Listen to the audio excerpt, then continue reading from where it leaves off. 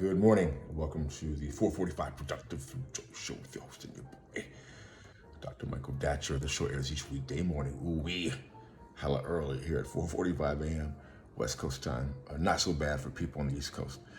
But out here, man, it's early in LA. So, yes, thanks for being with us. Today we're talking about the truth, which can be a very politically and socially complicated and controversial concept, especially given how the concept of truth has been used by the powers that be historically to oppress people of color and black folk in particular.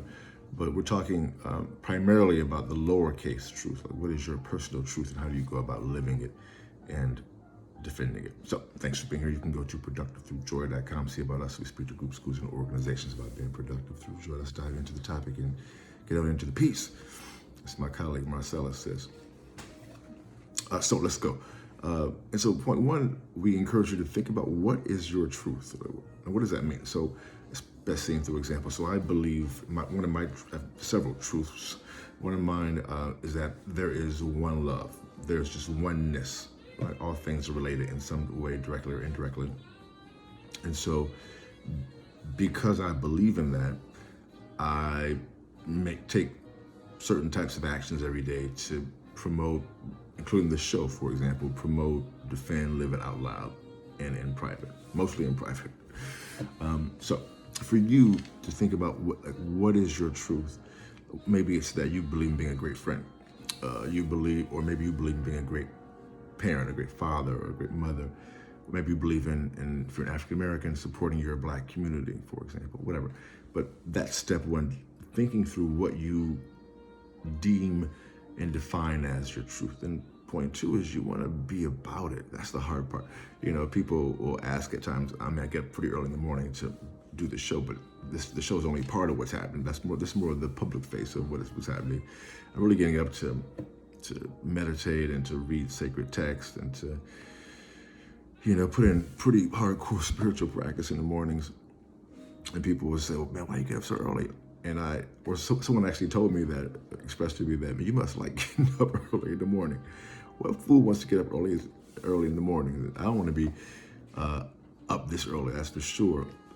But for me to live out my truth, what has happened is that it takes this type of intense engagement with, spiritual practice to do this thing in an authentic, consistent way. Right. So, when that alarm goes off, at times I do want to choke it. I get on up.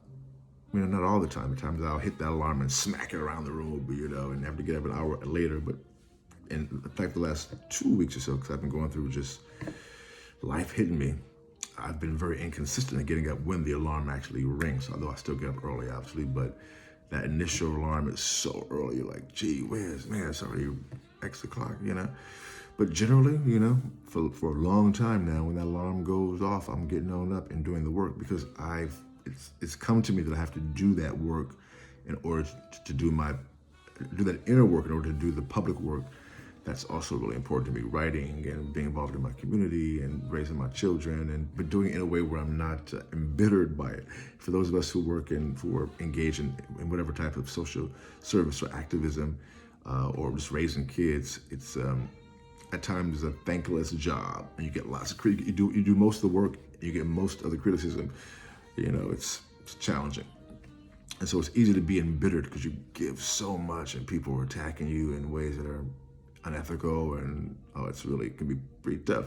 I know the activists will be laughing at this point because that's what it is. People want the fame and glory, but don't want to do the work.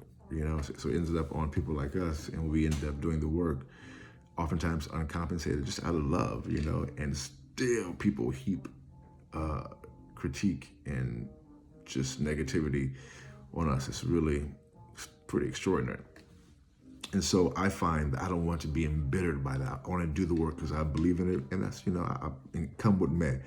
But to hold that space, I have to do a lot of internal work so I can deal with it. So, which goes into point three. As you do that work with a spirit of love, joy, and service, productivity comes to you in the long run. Boom, goes the dynamite. Thanks for being here. We'll see you at 4:45 p.m.